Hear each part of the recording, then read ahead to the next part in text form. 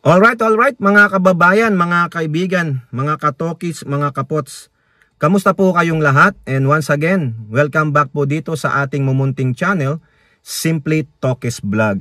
No? Pag-usapan natin mga kababayan, dalawang bagay po, no? Ito pong ex-DANR Secretary ni Digong noong 2019 to 2022 ito, o 2017 to 2022, mukhang ipapatawag po sa darating na house hearing, no, ni Terry Ridon sa November 19. Kaya questionin po siya tungkol po dito sa Dolomite Beach. Kailangan tanungin bakit nila inimplement yung proyektong Dolomite Beach. Okay, at ganun din po, si Congressman Miao Miao Barsaga, pwedeng makasuhan ng rebellion ito? O ano ba to? Inciting to sedition? Kasi yung panawagan niya mga kababayan. Ngayon, meron pong isang rockstar na abogado diyan, magaling po, no? Pinapaliwanag niya yung mga batas, no? Kung ano po yung magiging consequences nung panawagan nitong si Congressman Miao Miao Barsaga, no? Papanorin natin yan mamaya. Okay? So shout out po lahat sa inyo and may God bless us all. Unahin natin mga kababayan, ito pong gagawing hearing, no, ni Representative Terry Ridon sa November 19. Pagbalik nila diyan kasi bukas babalik na dapat yan, kaso mamaya nung Agis, kaso wala pong pasok kasi gawa nung bagyong Uwan. Pero sa 19, meron po silang congressional hearing tungkol po dito sa Dolomite Beach. At isa nga sa iniimbatahan ay yung dating DANR Secretary ni Digong na si Secretary Roy Cimatu. Ito pong I believe si Roy Cimatu, isa po tong retired general sa military, no? Pero siya ang secretary ng DANR ngayon, noon ni Digong, kaya itatawag siya, no? Ito po, sabi dito, former DANR Secretary Roy Cimatu will be invited to appear before the House Committee on Public Accounts in connection with the Manila Bay Dolomite Beach Project, sabi ni Ridon. As a DANR Secretary, he had ultimate responsibility for the Manila Bay rehabilitation, including the origination and implementation of the Manila Bay Dolomite Beach Project. He will be asked to explain how the project originated and why he had allowed the project to proceed despite not being part of the Manila Bay Sustainable Development Master Plan and despite questions on the consistency with the Supreme Court continuing mandamus on the rehabilitation of Manila Bay. Yan po yan. Actually, tinira to nung kasagsagan ng COVID At nakita pa na ito palang mga Dolomite sand na ito ay galing sa isang bundok sa Cebu na ngayon ay kine-question baka naka-apekto sa devastation ni Bagyong Tino dyan sa Cebu. Nakakaawa po yung lugar sa Cebu, pati yung mga minings kasi, sino ba nag-approve dyan?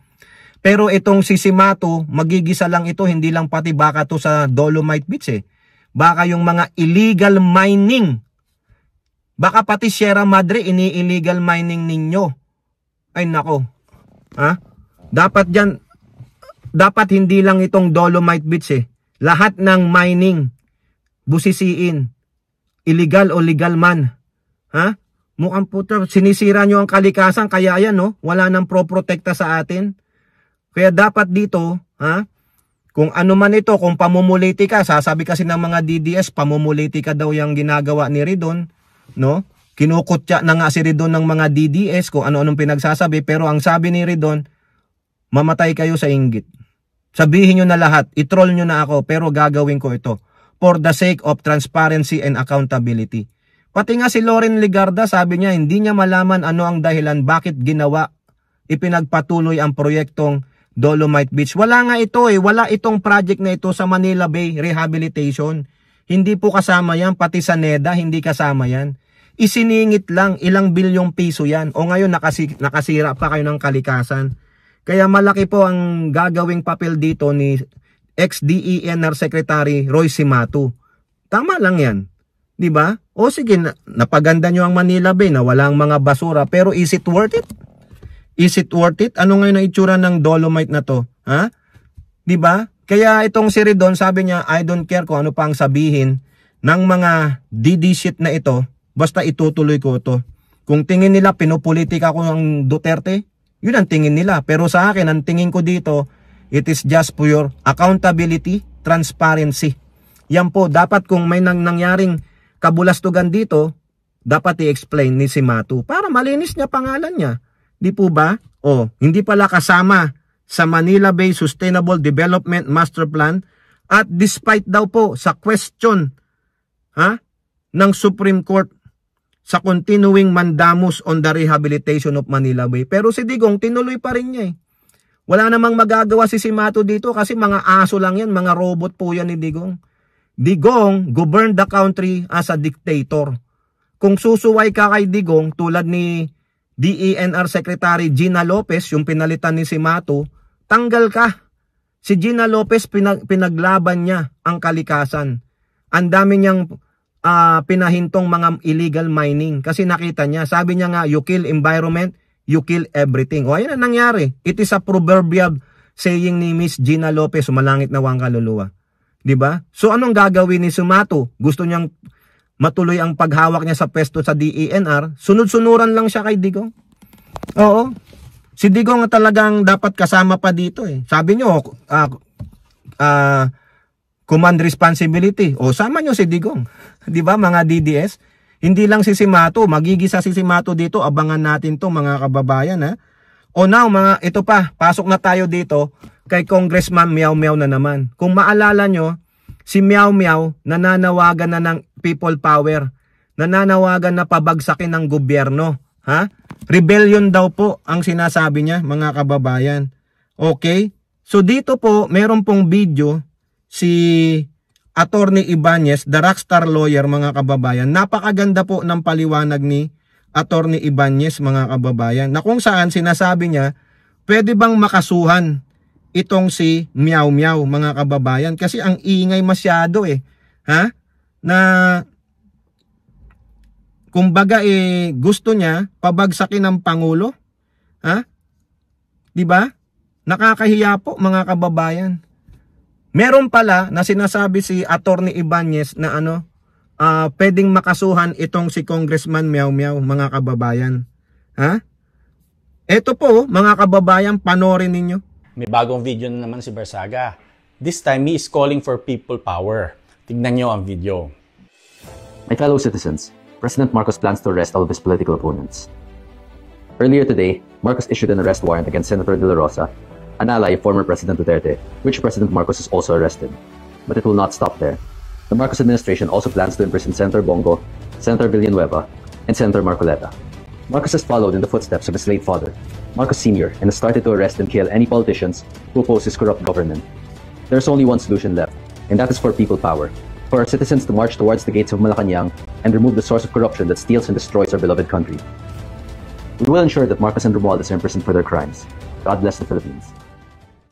Mukhang may bagong crime na naman na kinumit tong si Barsaga. Kasi hinihikayat niya ang mga tao na paltalsikin ang presidente. That's inciting to rebellion under Article 138 of the Revised Penal Code.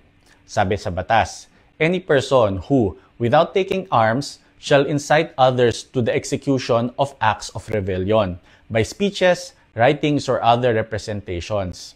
Yan. So, pag sinabi mo, mag-people power at pabagsakin ang gobyerno, criminal act na yan. Yes, you can disagree with the president, you can criticize government policies, pero the moment you call on the public to topple the government, inciting to rebellion yan. Ang parusa dyan, 6 to 8 years na kulong. Mabigat yan. Oh, yan po mga kababayan ha. Malinaw ang paliwanag ni Attorney Ibanez. Kaya malamang dito, pwede pong kasuhan yan si Congressman Meow Meow ng rebellion. He is calling no, nag-i-incite siya for rebellion. May penalty pala yan. O kayo dyan na mga kapwa niya mambabatas, Representative Faustino D, Representative Abalos ng Ethics Committee, what you gonna do?